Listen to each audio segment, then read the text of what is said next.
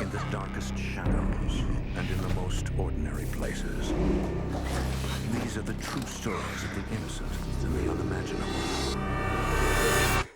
When the Johnsons moved to a small town in New England, they disturbed the peace of a dormant presence.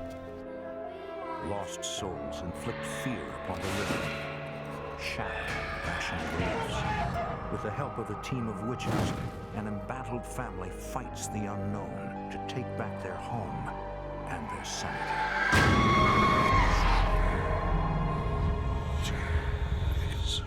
Between the world we see and the things we fear, there are doors.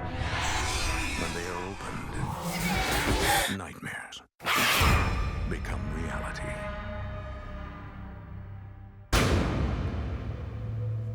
Nestled between the majestic green mountains and the fertile river valleys of southern Vermont lies the town of Chester, the birthplace of thousands of young soldiers whose lives were tragically cut short in the Civil War. Today, local legends chronicle centuries-old accounts of untimely deaths. And every now and then, the agonizing cries of these young souls can still be heard, echoing from beyond the grave.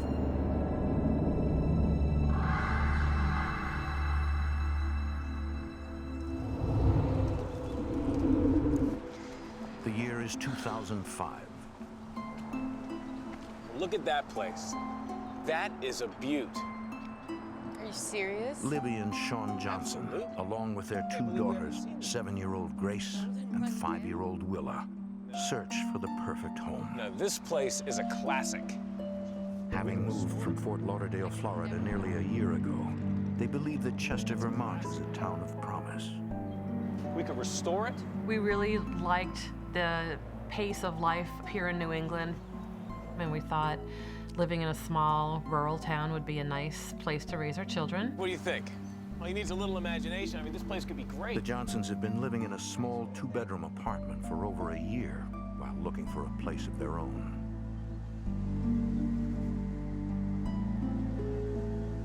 Hi, this is Sean Johnson. I'm over at the house on School Street.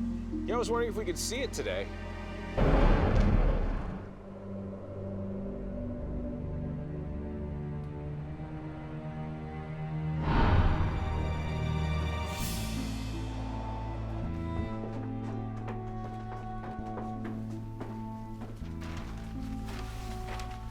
The house needed probably $200,000 worth of general construction to get it to be livable. Sean was the eternal optimist and was so excited. It's got great bones. What? The house, it's solid as a rock. I, on the other hand, was thinking, I could never live in this house. It needs so much work. I don't know about this, Sean. This place. She wanted a finished product. She didn't want to live through construction. Libby, we can do this. Sean, who runs a car dealership from home, offers to oversee the renovations. I could look after the girls, too. Libby figures she can use this opportunity to go back to work, something she's always wanted to do. Look, I can...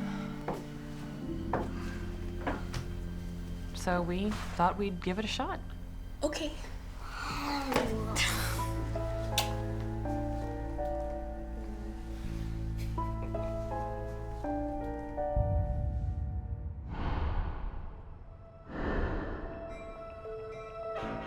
Over the next few months, Sean continues to assist with the construction and manage his business from the apartment, while Libby takes a job as a secretary at the local elementary school.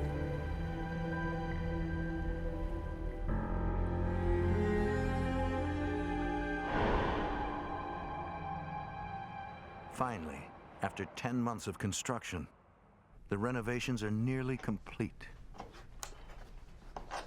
Hey, Freddie, how's it going? One afternoon, Libby checks on the workers during her lunch hour. That's okay. I just wanted to see how you guys were doing. Great, moving on.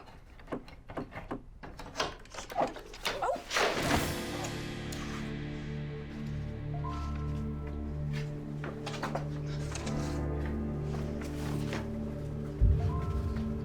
This is incredible. she discovers dozens of old family photographs, letters and documents dating back to the Civil War. Yeah, you never know what you're gonna find once you start tearing down these old walls. I want to keep these. Could you hand me a... Let me know if you find any more of these, okay? Sure, no problem. I was very excited to find those documents, just to learn a little bit more about history and the people that lived here. It's just interesting to think about how people lived in New England with no hospitals and grocery stores and ATMs and cars. In March of 2006, the Johnsons finally move into their new home. The renovations are not completely finished, but Sean and Libby can wait no longer. All right, get it while it's hot. My husband and I were so excited to be moving into the house. It had been a year of blood, sweat, tears, and lots of money trying to renovate this house. And for you. The kids, on the other hand, were not as excited. I don't like it here. It's big and scary. You're gonna love this house. Okay, kiddo? Okay.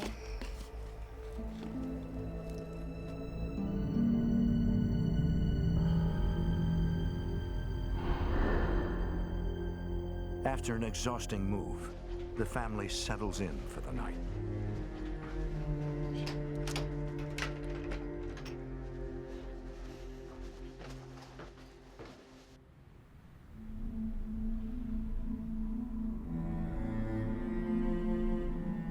The girls sleep with their parents while the floors in their room are refinished.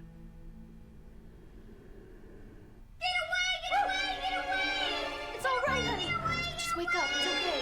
It's okay, honey. Wake up. It's just a dream. Grace, wake up. It's okay. It's all right. There was someone coming after me. She saw a person come into the room with strange-looking eyes and was coming toward her. Oh, it was just a dream, Gracie. Hey, you want to sleep in our bed tonight? Come on. I just thought it was, you know, her nerves from being in a new place. She just was scared.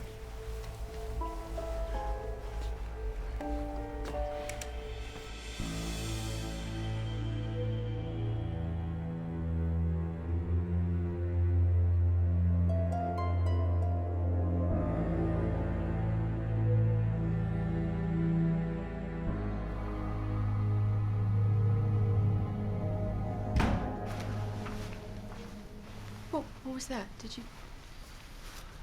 I heard the door shut. I heard a door slam. And then I heard another door slam.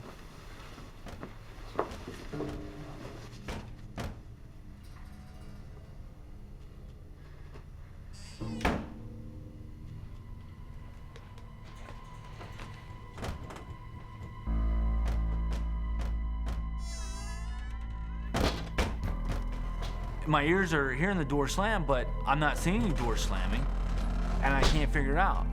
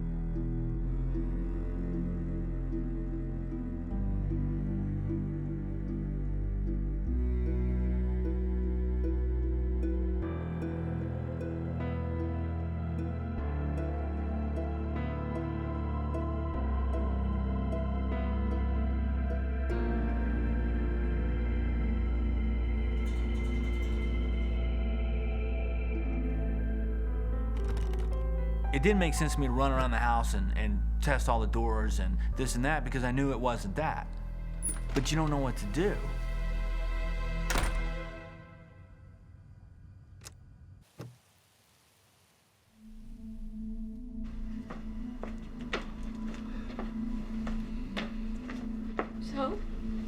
Nothing. I didn't see anything. I don't get it. Oh, it must have been the wind. Sean downplays the incident because he doesn't want to worry Libby any further. Great.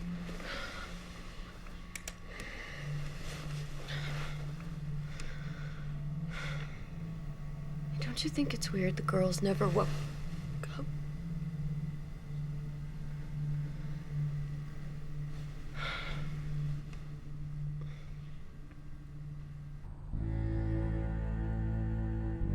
The next morning, Morning, ladies. How are you?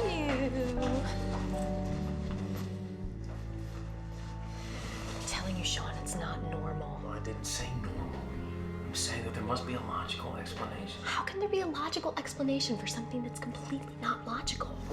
So what are you saying? We have ghosts? I have never been a believer in the supernatural ghosts, anything like that. Whether we have a haunted house?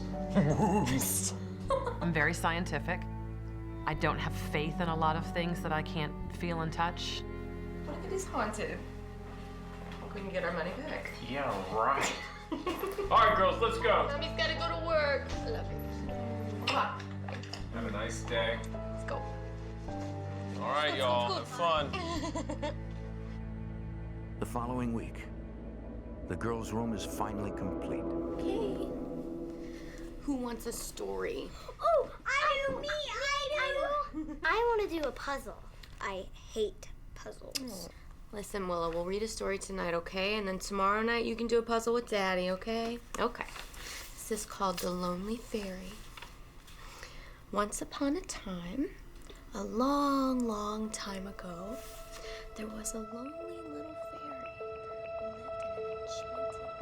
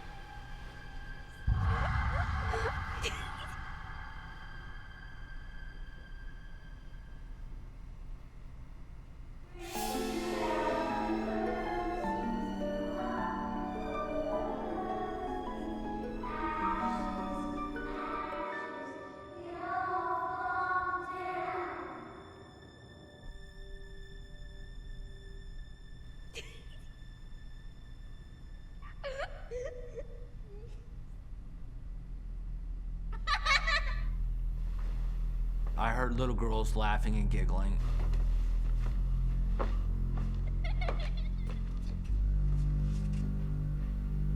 And as soon as I opened up our bedroom door, the voices stopped.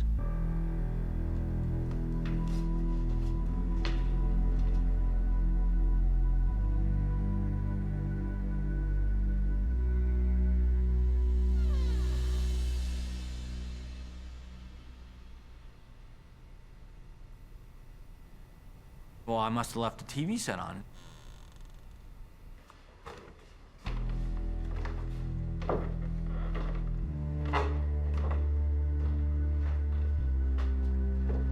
And then everything was quiet.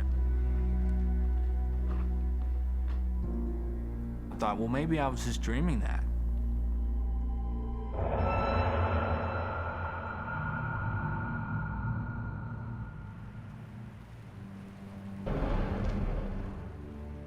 The following morning,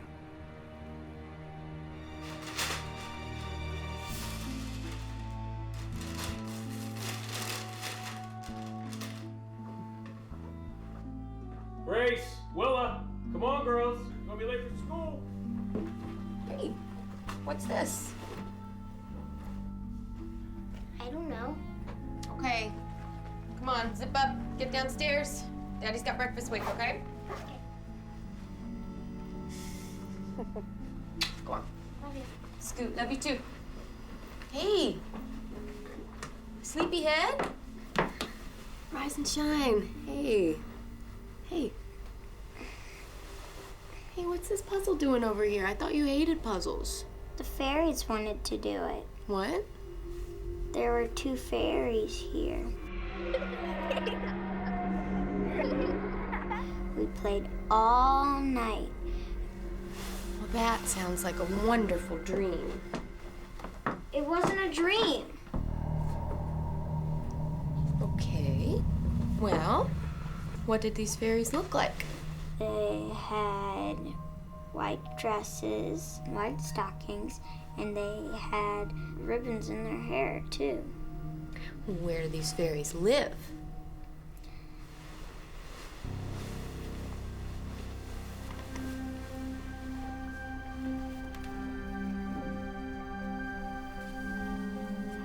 They live under a tree in their yard.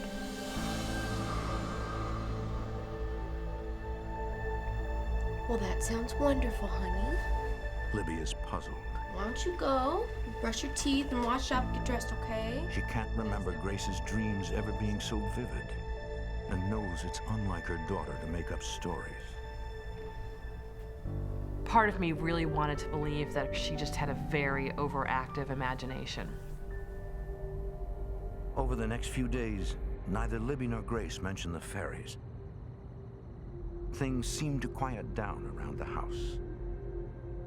Then, one night... Why are you making a fire? Because it's chilly. No! No, put it out! Grace, what's wrong? There's nothing to be afraid of. Grace, calm down, sweetie. What is She was terrified that we'd burn the house down. in the fireplace all the time? Grace's sudden fear of fire worries Libby. Come on, honey, let's go She upstairs and wonders put her what's down. behind her Come change on, in I'll walk with you. behavior. It's okay. I'll sit up there with you for a little while.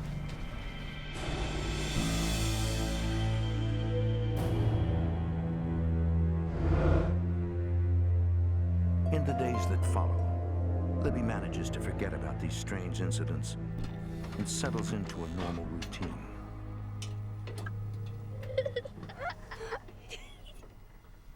Grace, Will, are you in here?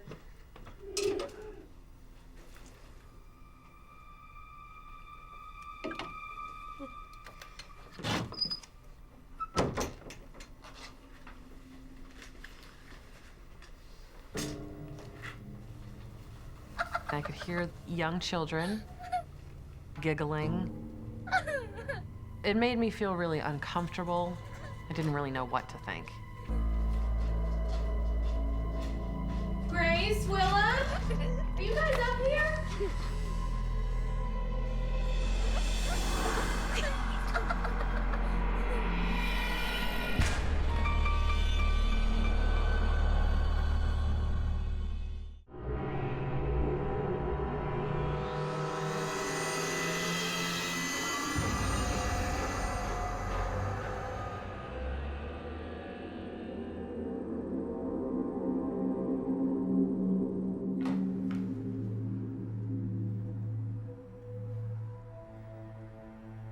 Were you girls just upstairs? Nope, we were right here.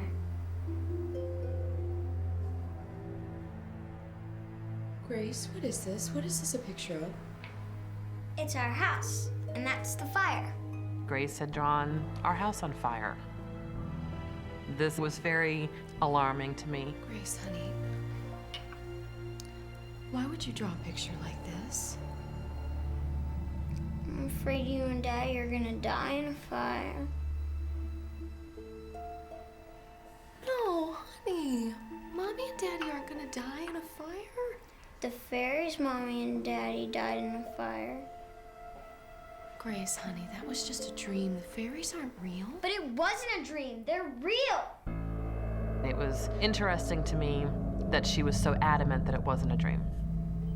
I'm beginning to wonder maybe if there's something coming into play that isn't But we're not natural. gonna die, okay? We've had too many things happen in the house to just write them off as random events.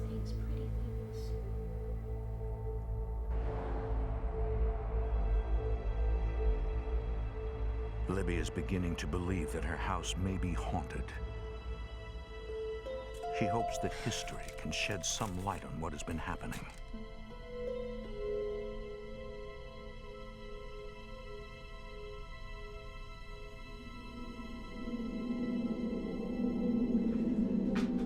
Hey, what are are you doing up here? What's that? Stuff the workers found when they were up here renovating. I decided to try and figure out, you know, if these two fairies that Grace is talking about happen to be little girls that used to live here, if there was a fire in the house at some point. I'm sure you're overthinking this whole thing. There were many moments when Sean tried to talk me out of believing that something paranormal was happening. We both really wanted it to be something natural. But whatever it is, I think we should keep the whole thing quiet. Being the new people in town, I was concerned about airing too much. Look, I'm just trying to figure this out. I'm starting to think I'm going crazy. Okay, look, I'm gonna take the girls for a walk. Do you wanna come? No, you go ahead. I've got some errands to run. Okay.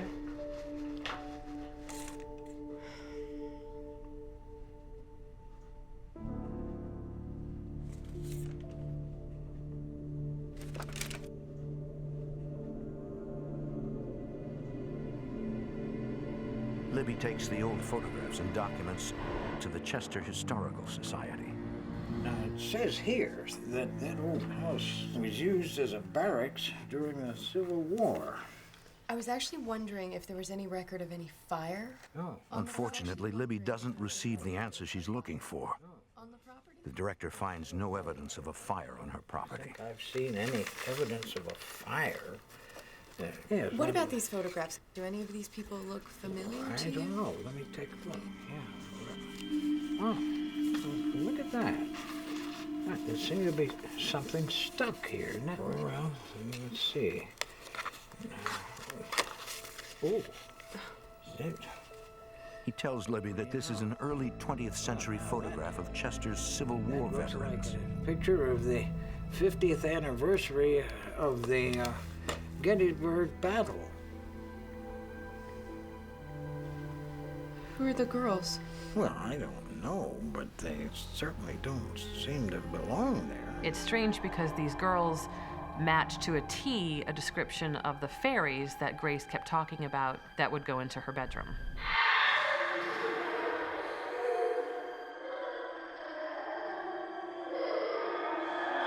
You know, it sort of looks to me as though that they just dropped in there. Somebody put them there with no rhyme or reason. Libby wonders if these are the same two girls that visit Grace at night.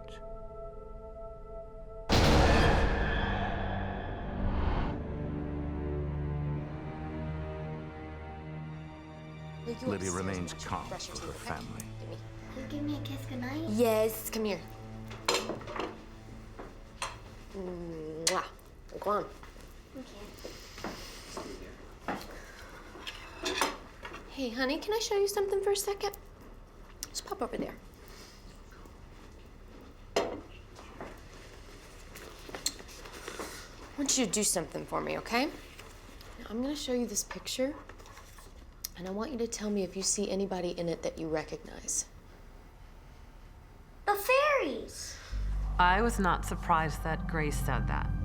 I just knew that those little girls who were in the photograph had something to do with the house. Hey, Grace, come on, why don't you go upstairs and get ready for bed, huh? I'll be right up in a minute.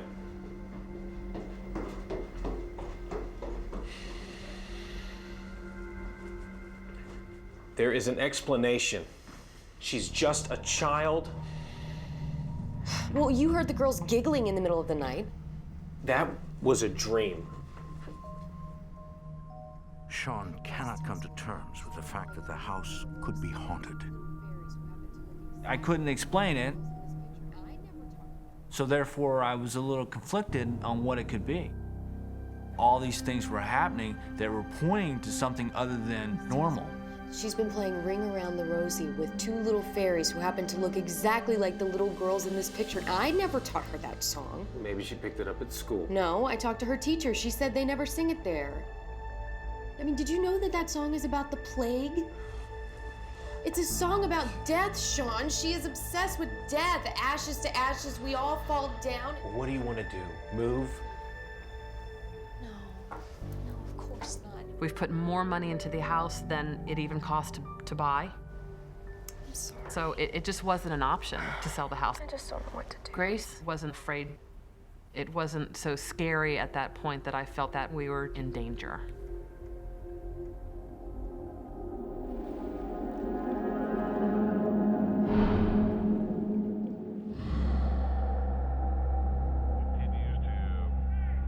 Sean, when you heard the door slamming, did it wake you up? Libby begins a record of her experiences. When you heard the door slamming, were you awake or did it wake you up? I don't know. Sean. I was asleep. It woke me up. Okay, well, what about when you heard the girls giggling? I wrote down the time, the weather, what was going on in our family, if anyone was sick, if there was any kind of unusual tension or stress. I really wanted to make it as scientific as possible. Sean! Jeez, Libby, come on. Can I just watch the game?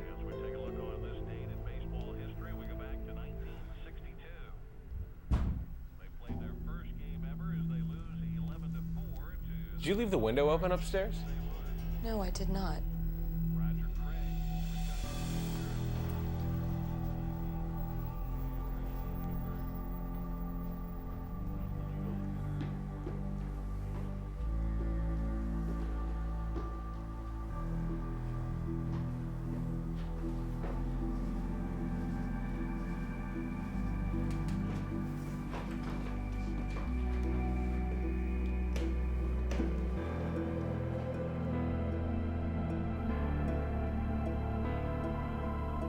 I felt like I was being watched and like there was a presence in the room.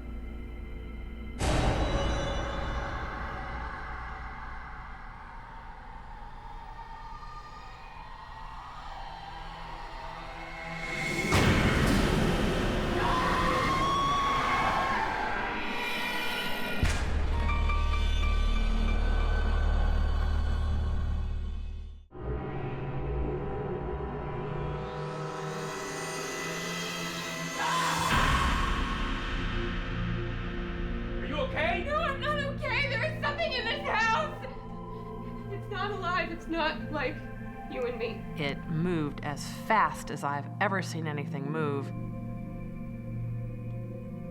You know it as well as I do, and you're gonna have to face it.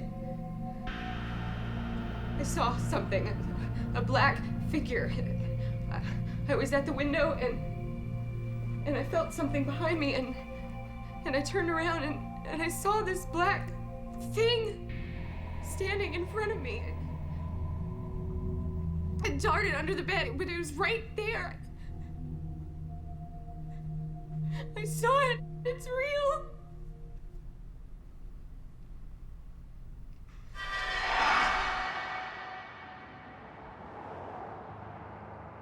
Libby no longer believes the ghosts are harmless and searches the internet for a way to remove the spirits. When I just thought, you know, why is this happening? Should we really believe in this? She learns she can remove the spirits by smudging the house with sage. Smudging is a Native American ritual where sage is burned to cleanse a space of negative energy. It sounded a little far out, but at this point I was feeling really like, well, what can it hurt?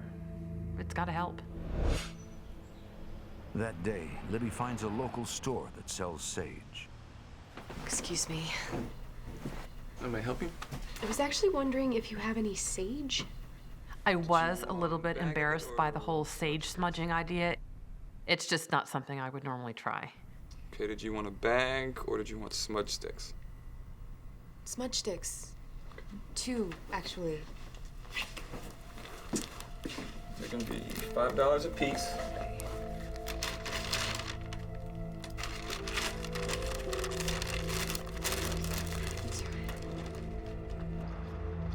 That afternoon, Sean keeps the girls occupied so Libby can perform the smudging. Don't stay on the sidewalk, all right? Don't get too far ahead of me. You sure you want me to stay with you? No, I'll be all right. You go ahead, okay? All right. All right. Hey! Come on, girls.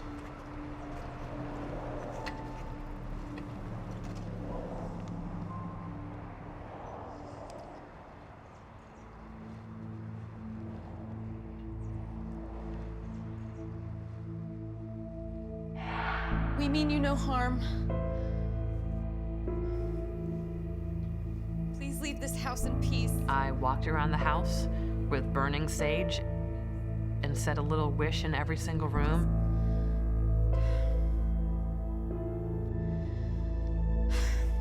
Please leave this house in peace.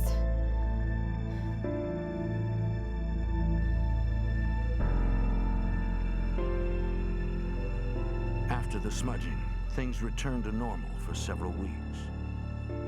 Libby is relieved that the spirits have finally left. Then one night, Grace suddenly falls ill. What's up, kiddo? She doesn't feel so hot. Oh, what's the matter? She has an upset stomach. Oh. Do you want to sleep with Mommy tonight, sweetheart? I decided to have her sleep in my bedroom with me. Me too. I'm gonna sleep in your bed too. All right, all right. I guess I'm sleeping in Grace's bed tonight. Good night. I want to sit next to Mom. No, I want to sit next to Mom. Okay, I'll get in the middle. Both of Good you. night, Dad. Good night. Good night, Willa. Good night, Grace.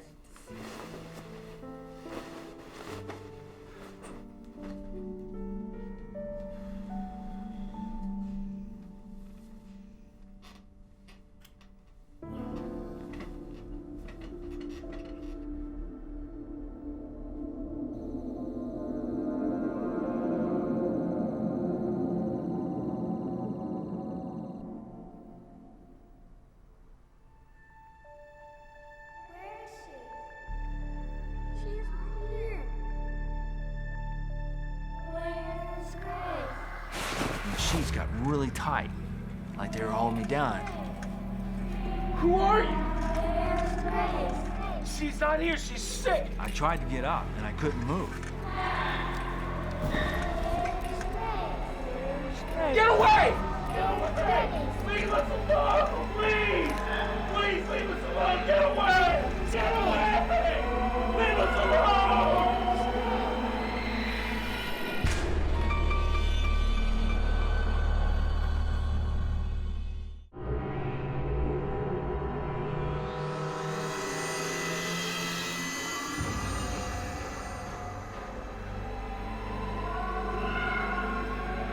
Get away! Please! Sean, I heard you shouting. Are you all right? There's something in this house. Sean was finally starting to come around and not be completely in denial that something was happening.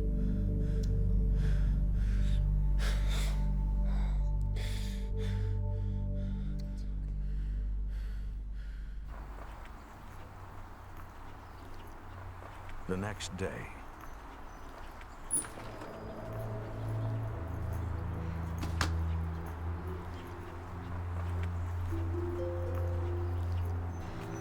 Don't you think it's time we brought in some professional help?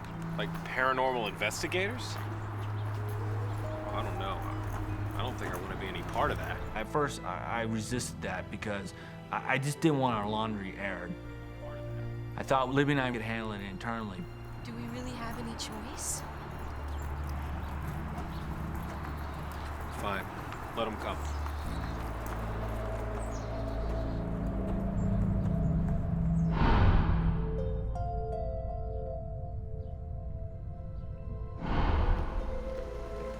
I think they're here. Libby contacts ISIS Investigations, a team that specializes in helping people who are experiencing paranormal activity. God, I hope we're doing the right thing. What you looking at? Okay. Hey, who wants to get some ice cream? I know. Okay, come on. Leave that. You're doing good. We'll come back to it. As a safety precaution, Sean takes the girls out of the house during the investigation.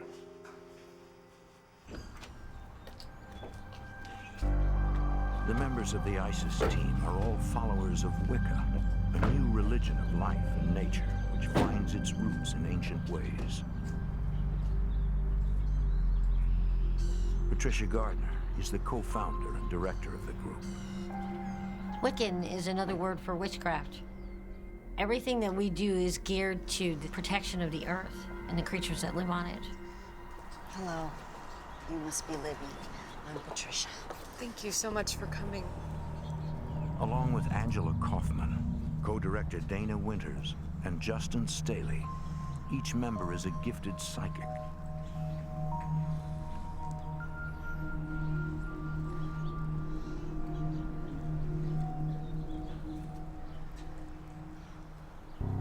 What are they doing? It looks like they've sensed something. It was a little startling to me that the first thing they did was to head over to this tree that I had never even mentioned before.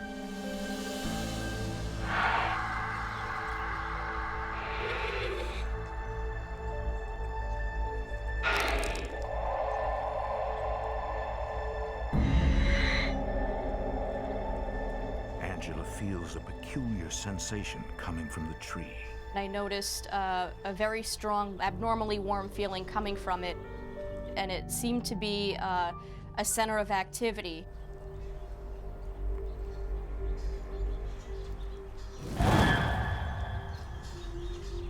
This is very sad. Something terrible happened here. Yes. I can feel it. The energies around the tree were very chaotic. We all felt that there was something very strange under or around the tree. Let's go inside. I'll explain everything.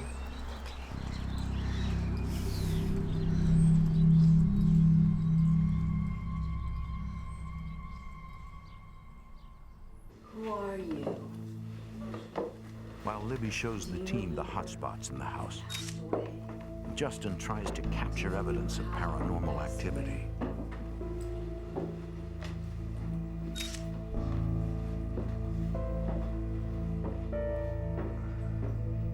Stay away. No closer.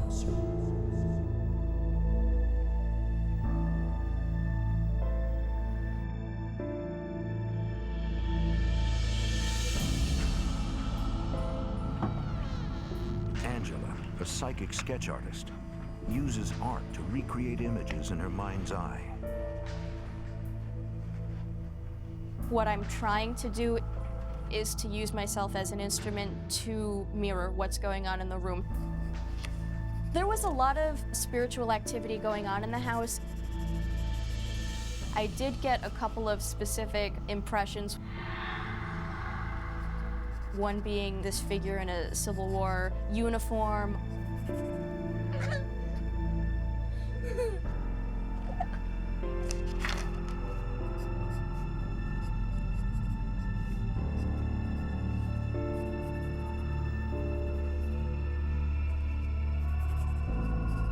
The final sketch is uncanny. It's the perfect illustration of the two girls from the photograph found in the attic. I got the sense that two little girls' spirits were kind of mischievous. They were just looking for someone to communicate with. Angela feels the impact of several spirits. The left part of my head started to hurt. My first thought was that something is present in the room and it doesn't like us, and it's trying to make us feel uncomfortable. This is my daughter's room. Patricia and Dana immediately pick up on the presence of the two little girls.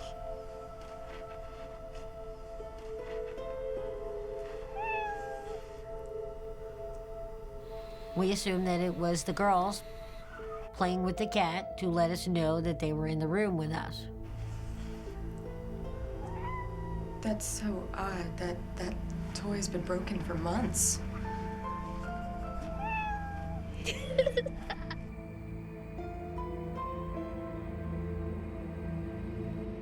Libby hopes that Patricia can reveal why the spirits are haunting her house. These are interesting. This was the one, though, that held the most interest to me. This is the one I was telling you about, the one with the two little girls. This is amazing.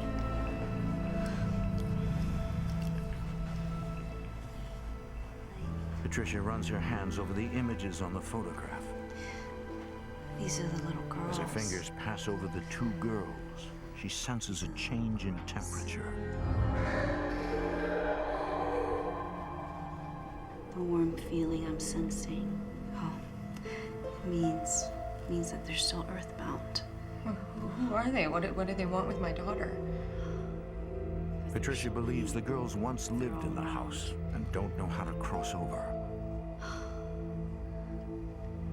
But the presence of a fire remains a mystery. Negative. There are others. So many others.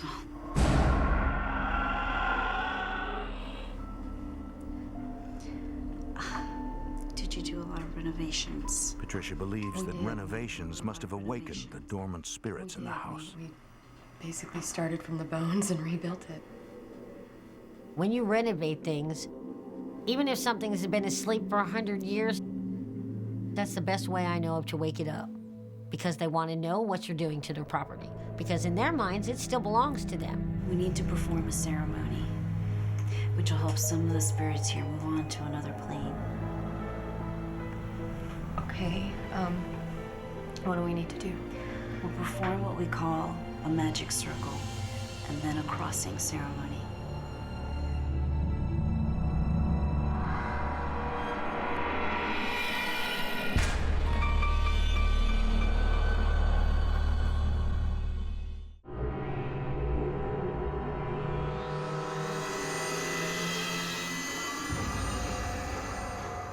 The Wiccans begin the crossing over ceremony by casting a magic circle.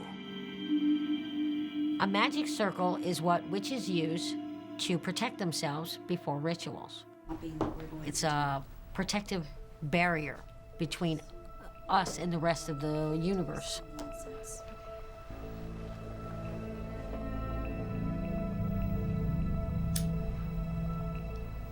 Candles are lit to absorb negative energy in the house and replace it with positive energy.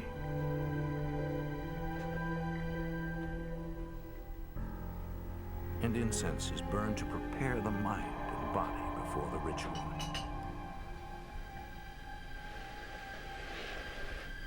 If we can now please all join hands so we can start the ceremony.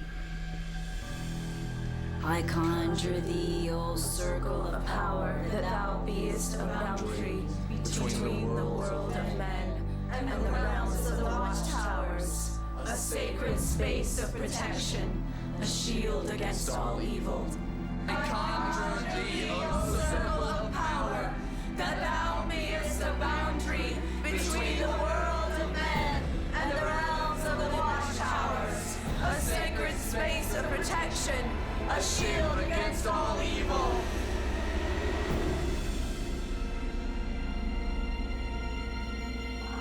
Justin, if you will please bless the four corners.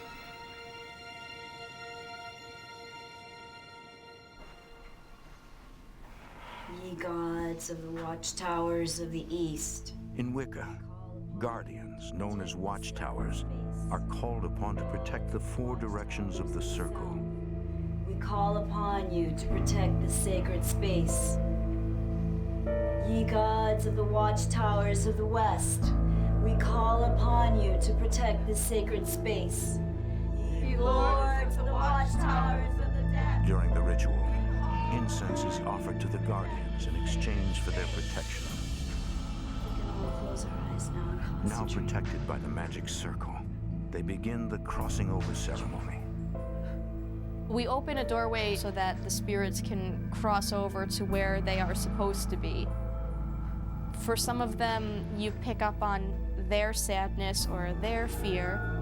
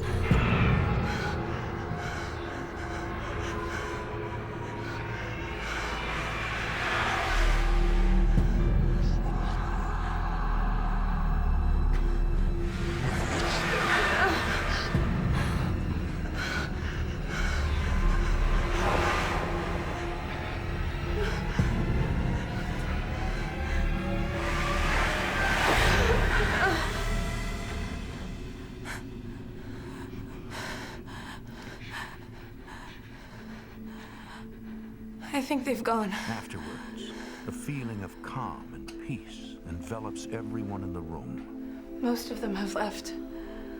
That's it. Patricia tells Libby she believes that most of the spirits have moved through the open door to the west, to a place called the Summerlands, a Wiccan version of the afterlife.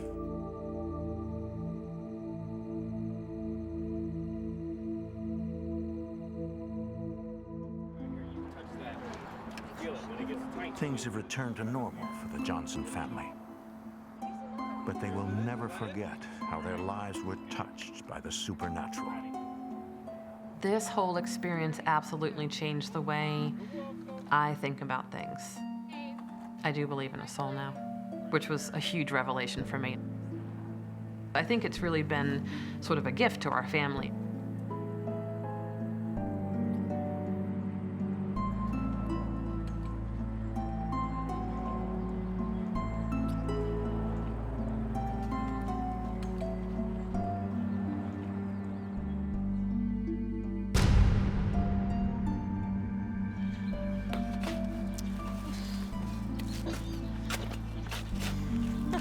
Recently, the Johnsons removed the old tree in the backyard to make room for an addition.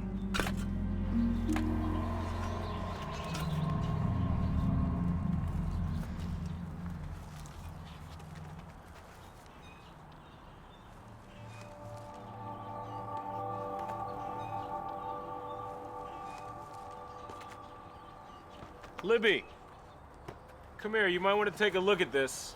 Ooh, truce. What is it? Looks like there was a fire here. He found an old brick foundation that had been all burned out. There's even burnt clothes in the ground.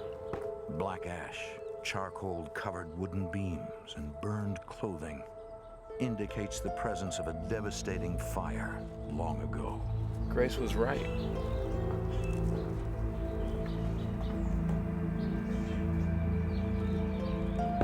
There really was a fire.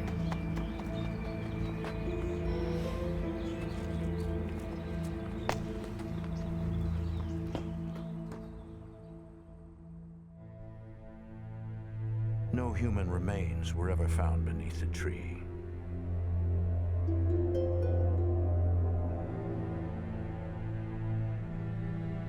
And whether or not anyone actually died in the fire may remain a mystery forever.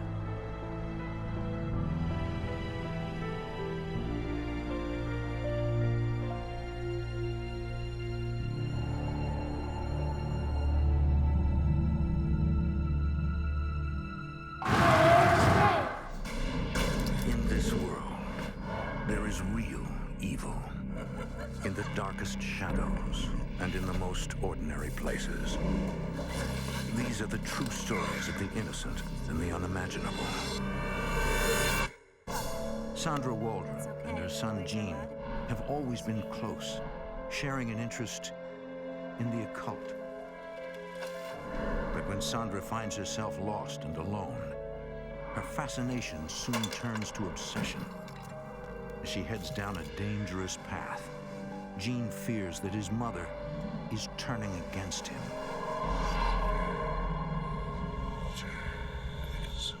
Between the world we see and the things we fear, there are doors.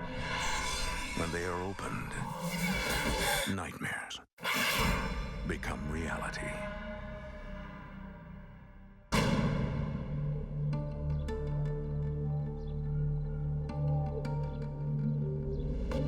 The supernatural realm is vast and uncharted, attracting those who seek answers beyond the physical world. But its mysteries are infinite and its power unpredictable. When toyed with, its consequences can be deadly.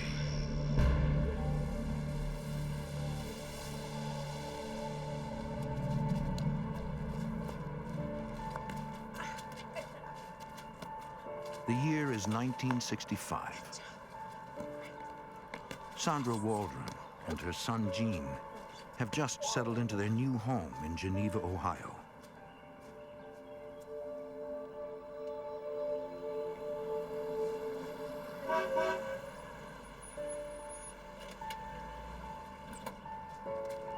Her husband, Stephen, works at a nearby engineering company.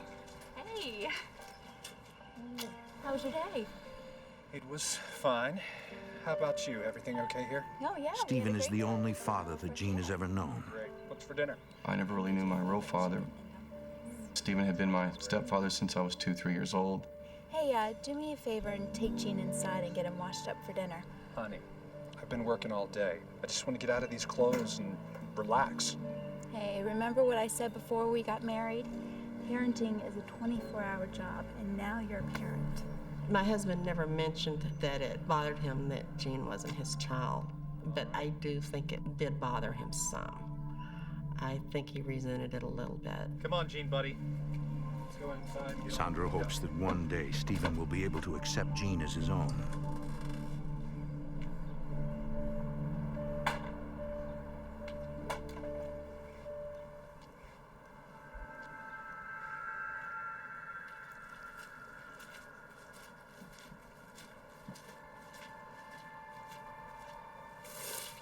Sandra unearths an old cornerstone.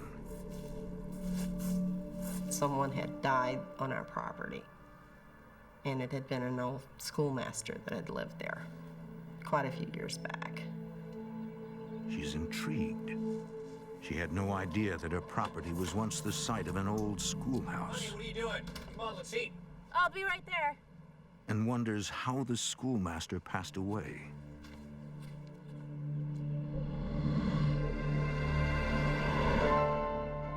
Stephen, did you know there used to be a school here? What's that? There's a cornerstone out by the side of the house. Yeah, I remember our neighbor Denise say something about that. Sandra has always believed in the existence of spirits and their interaction with the living world. But how'd she say he died? My interest in the occult and the supernatural has been with me all my life. There's so much that we don't know. It just fascinates me. I want to know all I can about it. Wow. Sandra, please don't start with that hocus-pocus garbage again. You know, you've been spending way too much time reading those weird books again. The supernatural is kind of taboo for a lot of people. My husband was more apprehensive about those things than I was. Perhaps if you spent more time taking care of the house, that'd be a good idea. Stephen, I keep the house just fine. And I happen to think that my books are fascinating. Where are you going? What about dinner? Oh, I'm done with dinner. Honey, I'm just joking.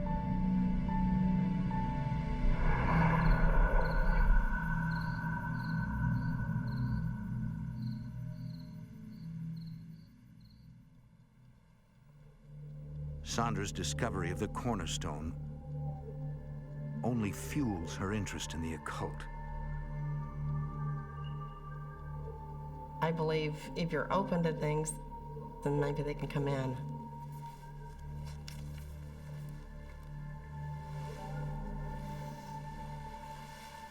Hey, it's getting late. Why don't you put that book down and get to sleep? And I bet you won't leave me alone until I do, right? You got it.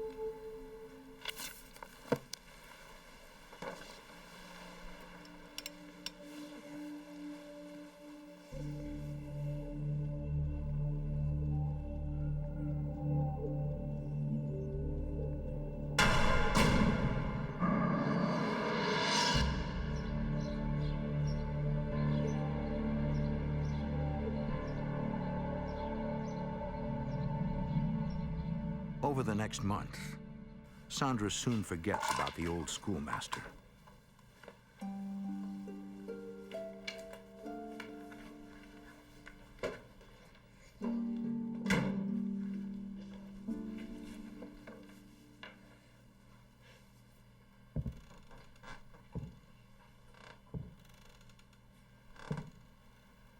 And I heard these heavy boots walk across the floor. Let's go upstairs, okay? She assumes that it's Stephen, home early from work.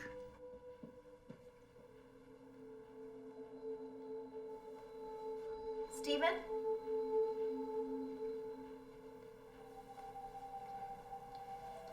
There's your toys, okay?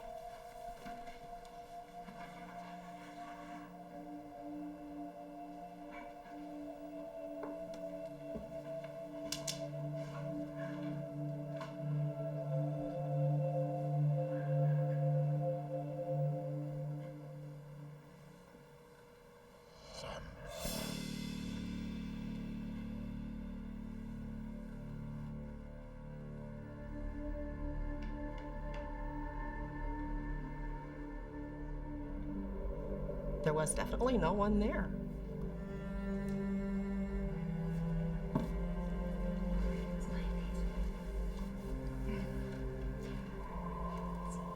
It maybe alarmed me a little bit, but I wasn't really scared.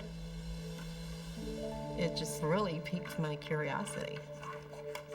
Because of her interest in the occult, Sandra wonders if she could have invited a presence into her home. I decided that, well, maybe it was the schoolmaster that was haunting our house. I wasn't doing anything intentionally, but I could have possibly opened a door.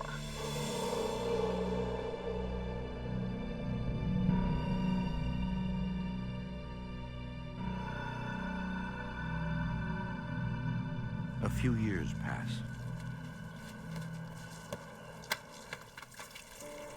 And Jean is now 11 years old. I'm sorry. That's okay. Boys are allowed to be boys.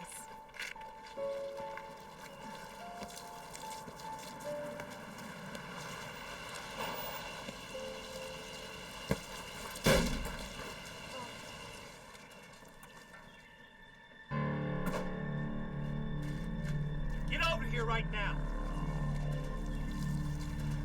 All my friends were terrified of my dad. If they were at my house playing and they saw my dad pull up, they ran. Everybody was scared of him. You see this? This is gonna cost money. I'm sorry. I'll work it off, I promise. That goes without saying. You'll work every weekend cutting the grass until you pay for this. Jean's relationship with his stepfather never really develops. He was always angry and yelling at me. He never told me he loved me. He never said anything nice to me. And that was never good enough for him.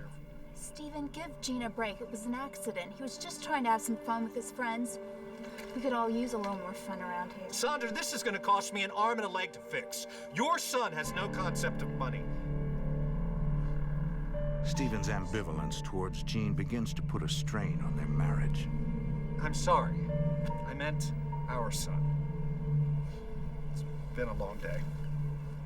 Why don't you go inside and I'll be in a while to fix dinner. My husband was very critical of Jean. It was painful for me. I loved my son and I wanted him to feel more comfortable at home. Tell you what, there's a scary movie on tonight. How about we watch it? Okay. Okay. As Stephen grows distant, it only brings Sandra and Jean closer together.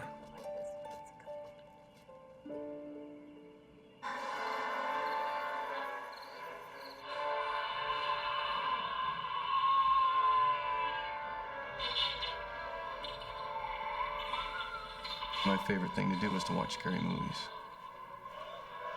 When we were watching movies together, we'd turn the lights down, get some popcorn and just make an evening of it. It was just a lot of fun. Being scared.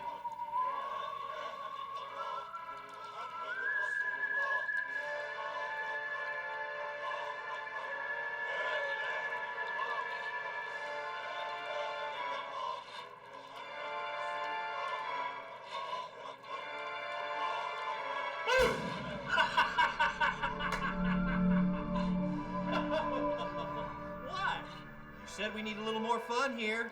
Why don't you go have your fun somewhere else and let us watch the movie? Don't worry, I won't ruin your night. Besides, I'm gonna go watch the game with the guys.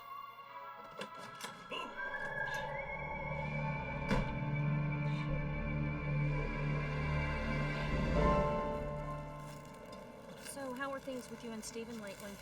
The next day, Sandra and Jean go over to their neighbor Denise's house. Hey, Jean. Can you go home and get that can of beans out of the cupboard? Okay, Mom. Okay, and hurry up, because we're gonna eat soon.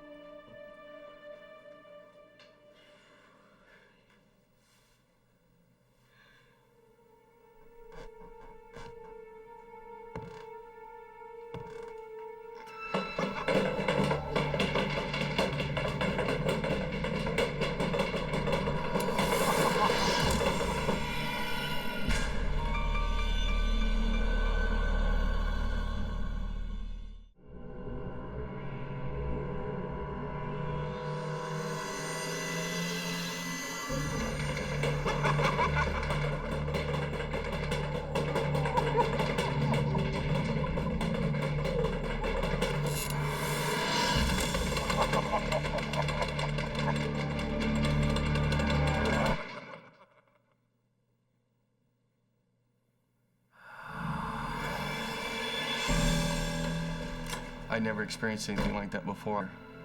I just felt that there was something evil in the house.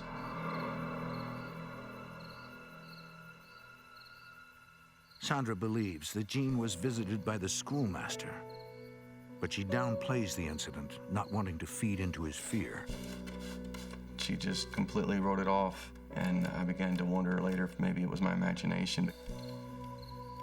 Still, Sandra is intrigued by Jean's encounter. She hopes to one day become a published author and begins to write about his experience.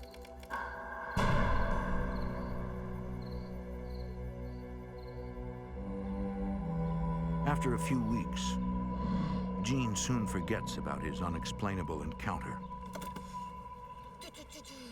Woo! Yeah! Instead, Jean has been eagerly awaiting for the boat trip that Stephen has planned for this day. What are you doing in that boat? I was just checking it out. Well, it's not yours to check out, is it? I wasn't gonna break anything. I was just sitting in it. Well, then get out of it. You got no business being in there in the first place.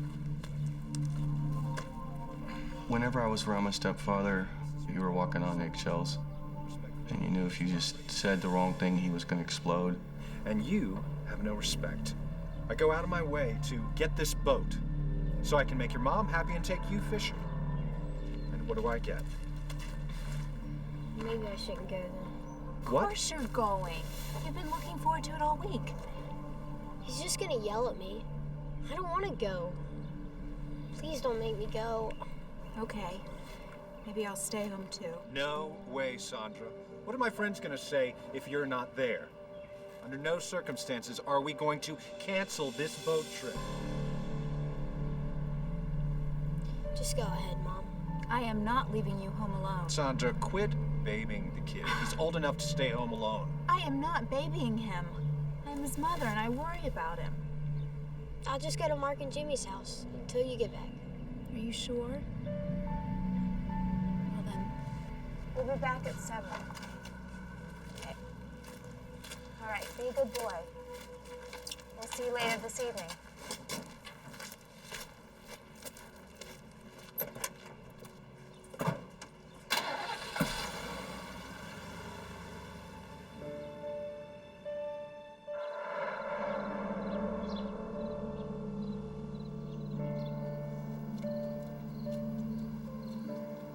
Gene returns from his friend's house and sees that his parents are still out for the night.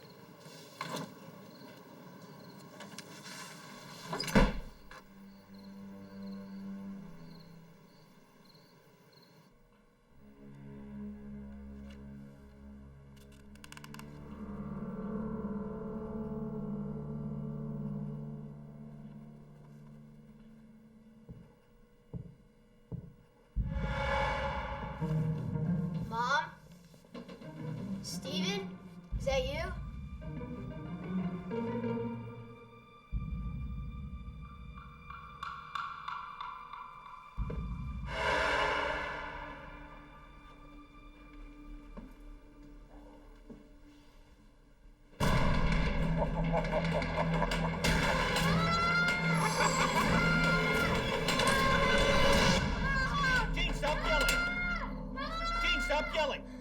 on? Tell me what happened.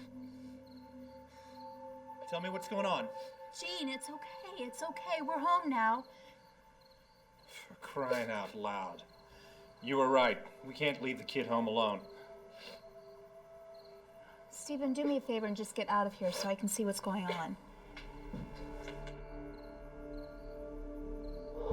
It's okay, Gene. Gene tries to explain to his mother what he saw.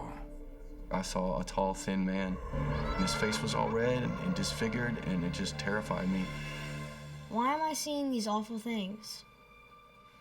There's something I should have told you a long time ago, but I didn't. I've got something to show you.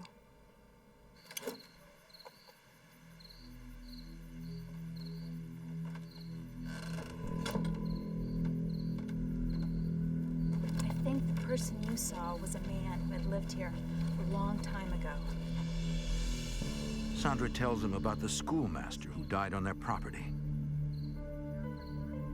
He knew something was going on. I felt really bad for Gene. I did, and I didn't want to see him that frightened.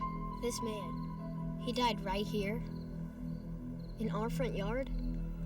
I think so. At least. She goes on to say that she has had many encounters with his spirit and has never felt threatened by his presence. Baby and nothing has ever happened. Sandra figures that Gene is just overreacting because of his age. Think of it like one of those scary movies that we like to watch. And they're really scary, but in the end, it's just a movie. Gene eventually accepts his mother's explanation. She made me feel so much better and not be so afraid, because I knew that my mother was there for me and wouldn't let anything happen to me.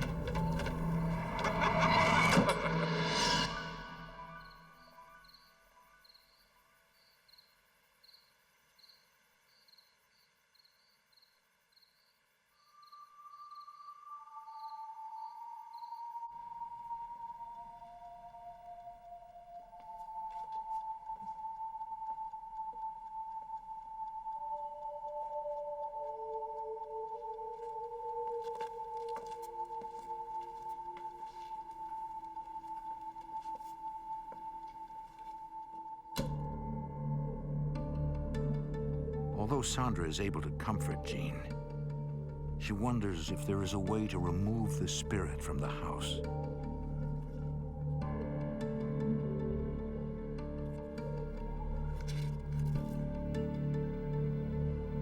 Honey, where are you?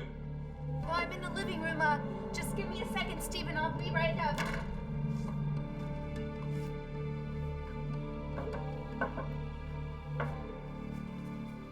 What are you doing?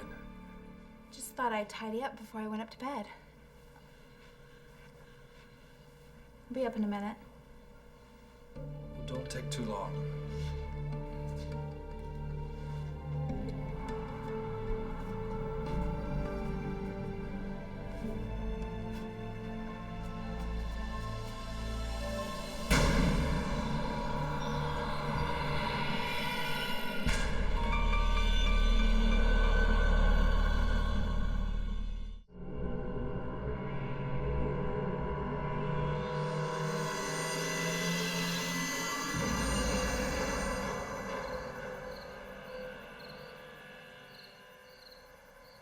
Gene does not see or hear from the schoolmaster again. But another problem is plaguing the house. Sandra and Stephen begin to fight non-stop, and Gene does whatever he can to escape. Gene, it's good to see you again. Guess your parents couldn't make it here today? You know how stuff My best friend invited me to church early on, and I really liked it, and I just kept on going pretty much ever since. And if you need someone to talk to, give me a call. Okay, thanks. Church was a reason to stay away from the house.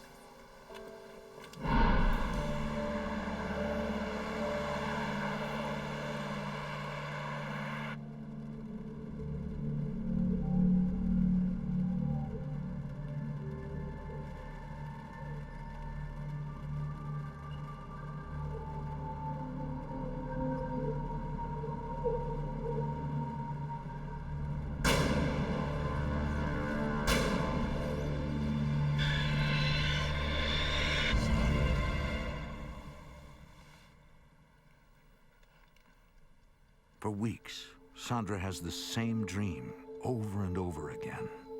The dreams were usually much more vivid to me than regular dreams. And she wonders what these recurring images could possibly mean.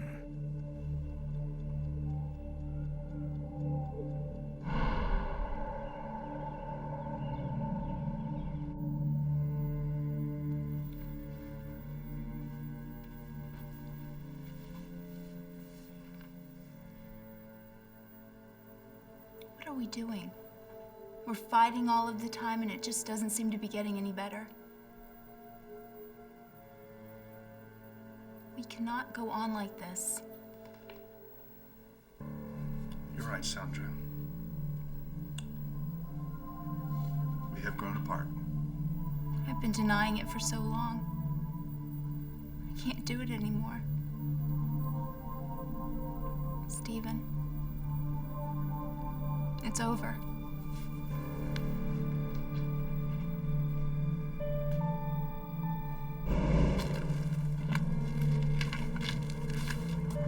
Here, let me get that for you. It just finally got to the point where I had to leave.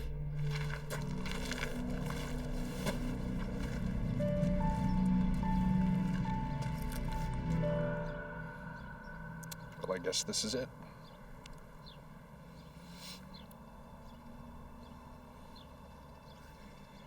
Take good care of your mother, okay? Although the breakup is hard, Sandra knows that it's for the best.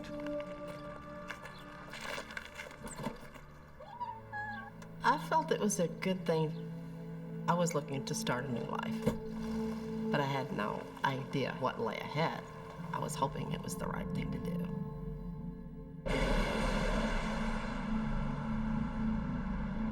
Sandra decides to move back to Texas City, her hometown. Texas City was where I was born and raised. I had family there. I hoped that would be good for me and my son both. Sandra hasn't left Geneva in years, but suddenly, the drive becomes oddly familiar.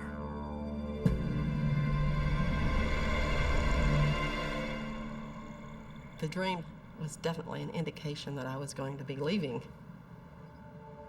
She now realizes that her dreams are visions of the future. I thought it was so obviously prophetic.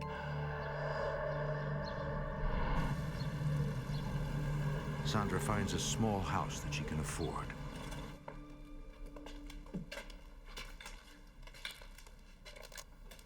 What is this filthy thing doing in here? What's this?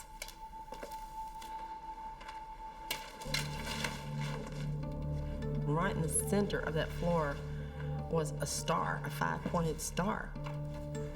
What is it, Mom? It's a symbol. It's called a pentagram.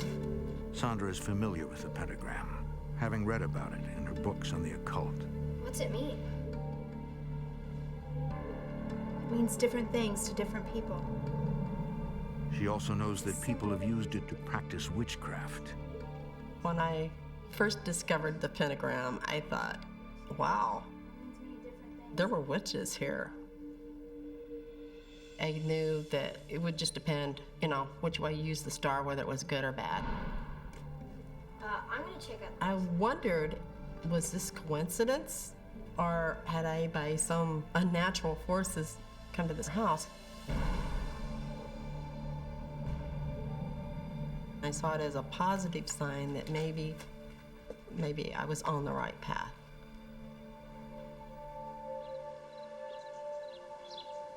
Over the next few years, Sandra struggles with the pressures of being a single mother and has little time to focus on anything else. She takes on odd jobs to support her and Jean, but finds herself struggling to pay the mounting bills. Since my husband and I had split, I had never really worked. I had to support myself and my son, and I was scared. Sandra hopes to sell one of her stories to a publisher, But her dream of becoming an author is no closer to coming true. Hey, Mom. Hey. Jean is now ready to graduate high school. Hey, there's a zombie movie on tonight. You want to watch it? You know, I'm not into that stuff anymore. Besides, I told you I already made plans with friends. Can I borrow the car? Jean and I were getting more distant. And that made me sad because I wanted us to be close. Just don't drive too fast, okay? See you later.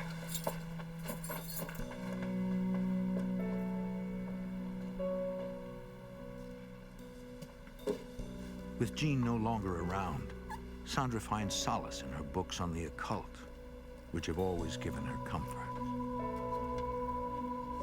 She is immediately drawn to Wicca, an earth-based religion that worships both a male and female deity. It was positive on the female side. Women were equal with men. I think that's one of the things that attracted me. She is also intrigued by the Wiccan belief that one can create change using the energy that surrounds them.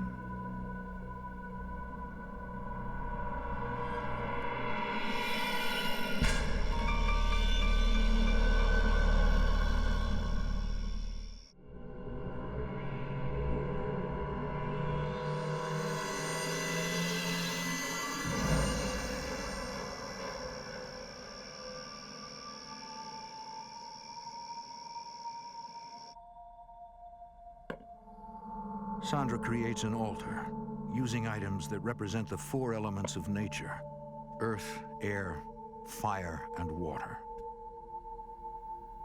I didn't have anybody to teach me, so I had to learn everything on my own, through books primarily.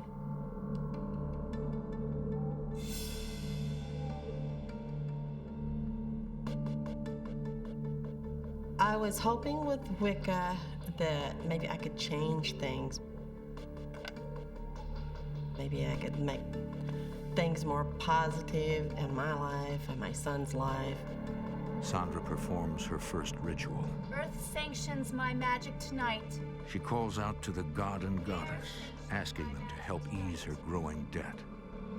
I call forth the forces of prosperity, truth, transformation, and purification. Sandra repeats the chant over and over again, channeling the energy around her.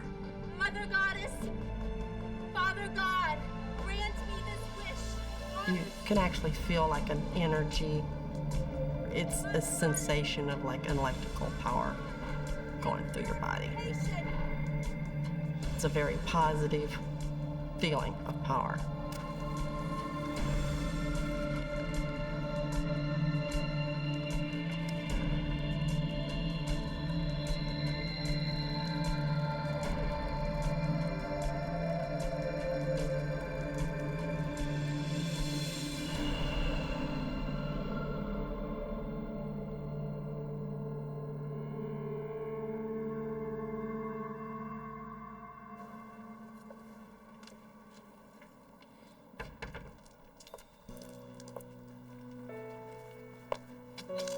Weeks later, Sandra receives a letter from a magazine. They plan to publish one of her short stories and have included a generous paycheck. When my first ritual worked, I was hooked. It made me feel like I had some kind of control over my life, that I can make things change when they go wrong.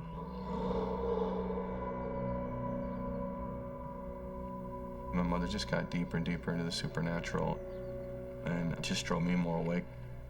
I'd been scared to death when I was a kid, and I was afraid that something was going to happen.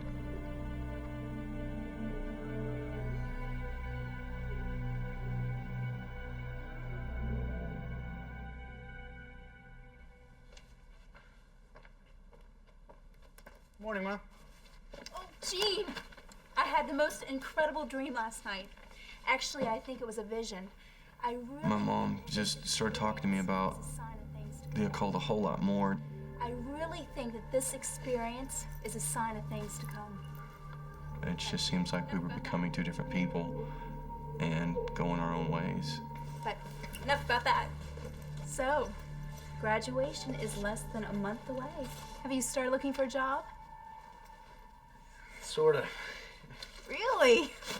Well, tell me, what are you going to be doing?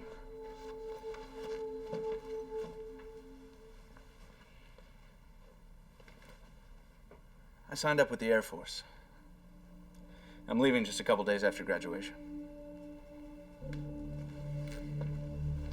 Can't believe it. Oh, wow. I'm proud of you, Gene. Thanks, Mom. The relationship between my mother and I had gotten so strained that I decided my best chance was to join the military, get away, clear my head, figure out the answers to life's questions myself without my mother's influence.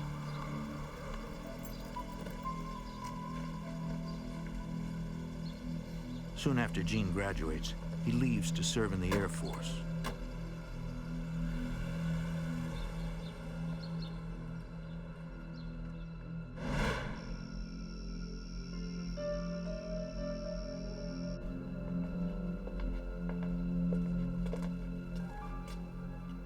When Gene was in the military, I really got into Wicca and started really practicing it and doing rituals.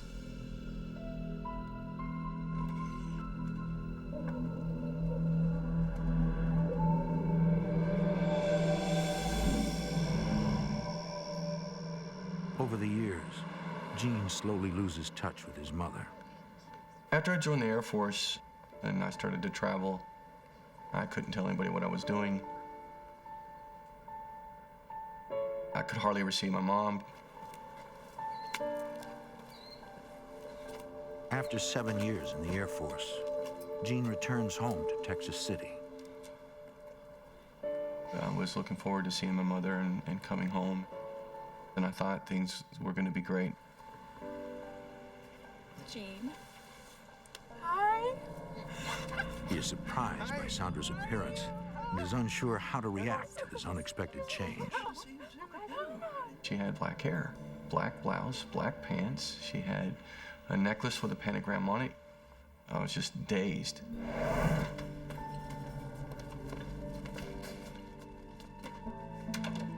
I'm so glad you're finally home. Looks like you remodeled while I was away. Well, let's get you set up in your old room.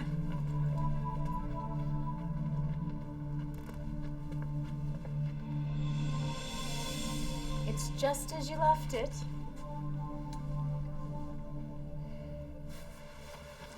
I remember this being here.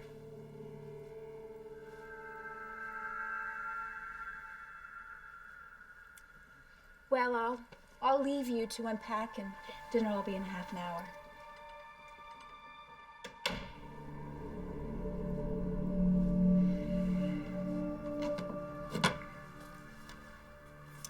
It was just too much for me. The way my mom looked, the way the house was. Now I have a picture of the devil in my room. My last couple years in the military, I started to really go to church. And so by the time I got out, I was a very devout Christian.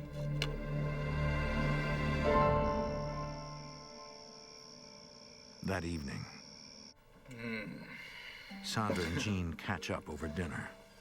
That looks and smells as good as I remember it. Well, I know it's your favorite.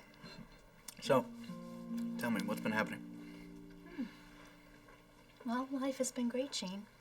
I mean, ever since I started practicing Wicca, things have changed, and for the better. What does that mean, exactly, to study Wicca? So I was concerned that she was practicing some form of magic. Even if her intentions were good, the potential for it to go wrong just is what scared me. Honey, there's nothing to be concerned about.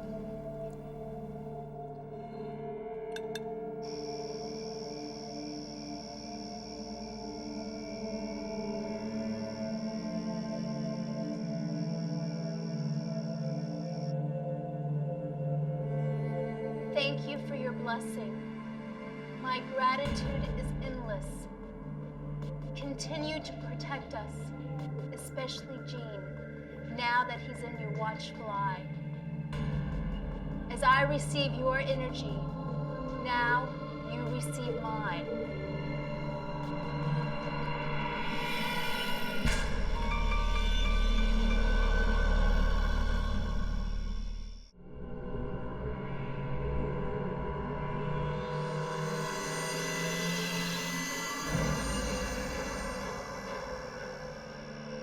Continue to protect us, especially Gene.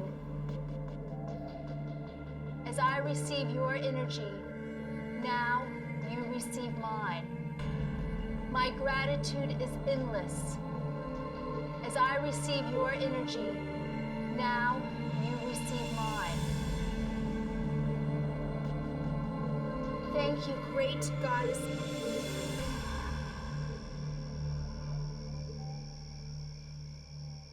Later that night,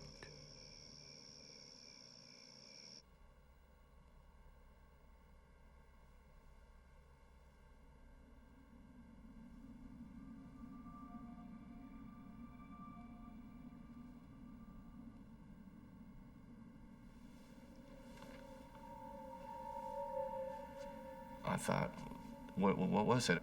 And I thought maybe it was just headlights shining in the window.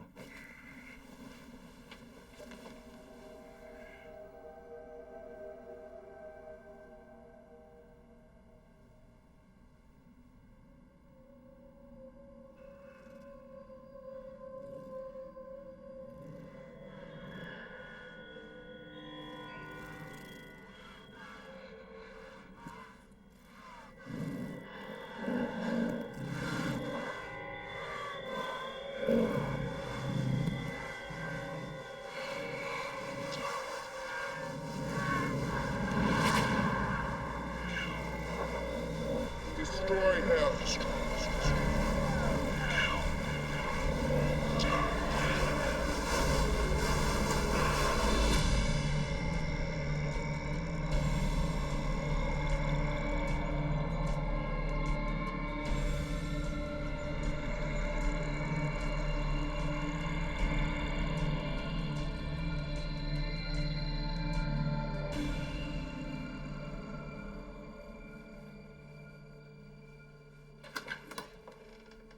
Gene, and where have you been? I've been worried sick about you.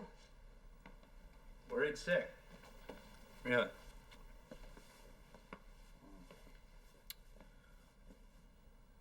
Did you get up in the middle of the night to check on me? Because last night I was attacked. I was attacked by a woman that looked just like you. Destroy him.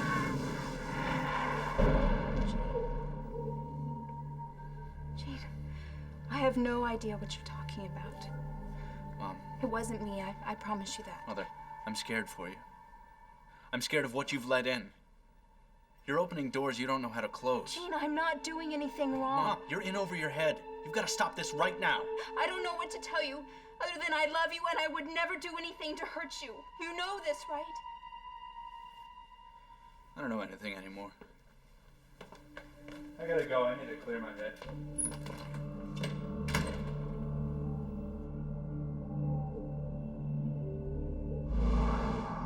Gene scours the library, hoping to find something that could explain what he experienced.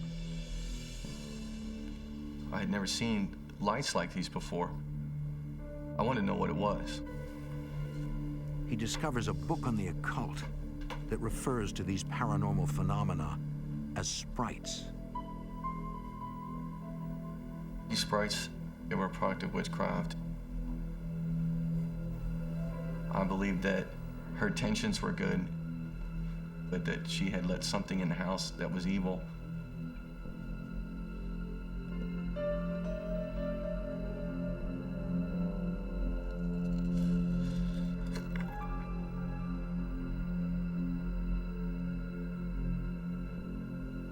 I didn't want to go back, but I realized my mom was in trouble.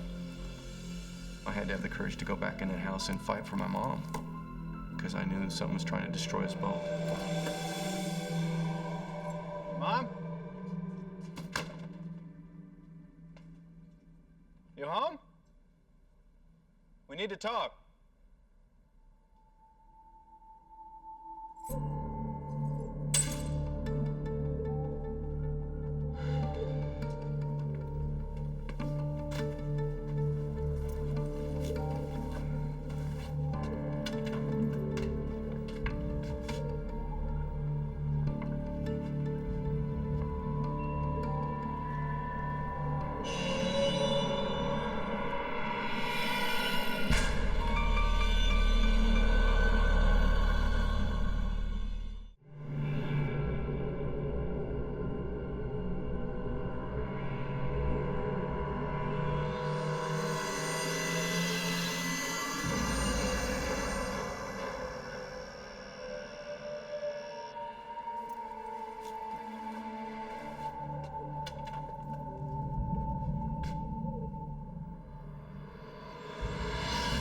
When I saw my cross in a pentagram, I was furious.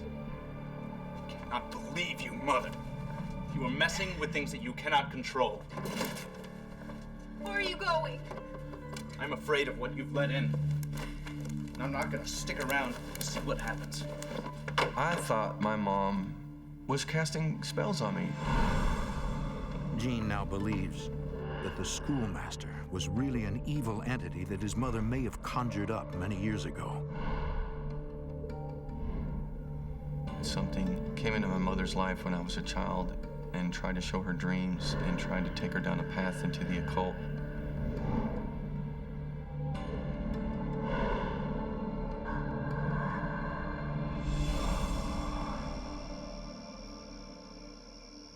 He cuts all ties with Sandra, realizing that there is nothing he can do to stop her.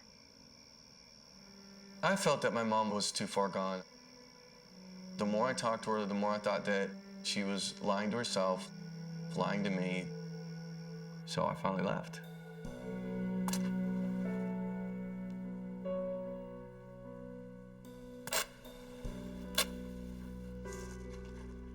Sandra is devastated by Gene's angry departure. I was really upset that he thought I was causing something. I could understand maybe why he would think I was doing it because I said I was a witch. But she continues to practice Wicca despite her son's warnings. I was going to do a dedication to Isis.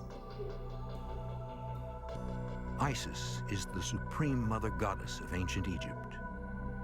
She is also considered the most powerful deity of the pantheon.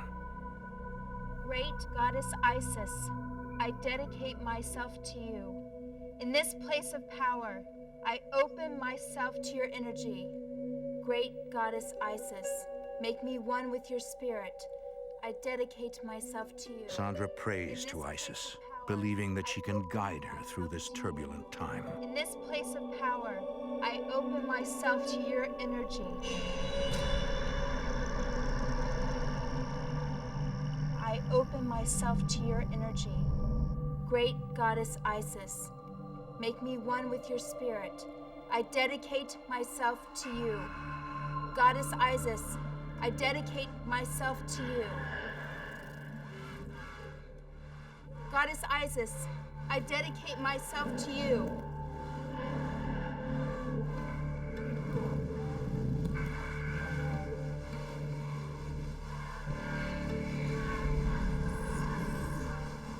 I dedicate myself to you.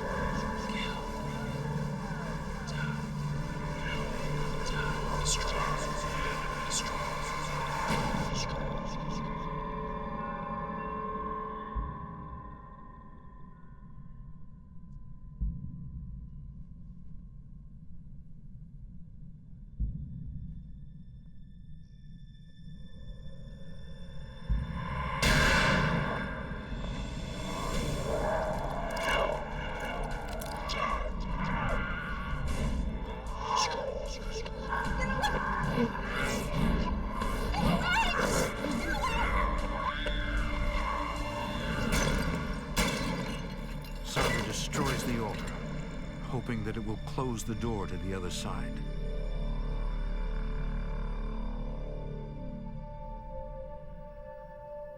I think they were demons. This scared me so bad that I said, that's it. I want out. I don't know what I'm doing. It was definitely something I couldn't control. We're messing with something that is beyond our comprehension.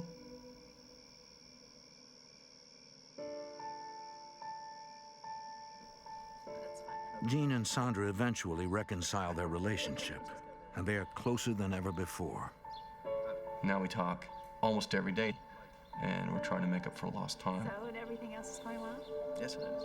Jean is now a minister and counsels people who are victims of supernatural events. Sandra finally realizes her dream and becomes a published author. She never practices Wicca again. Bring them over. She believes that her inexperience with practicing magic allowed these demonic entities into their lives.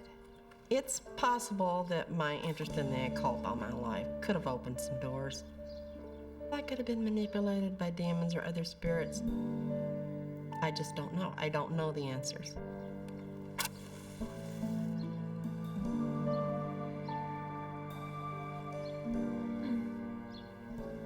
I believe that it started out as one evil spirit that just became many and tried to destroy our lives.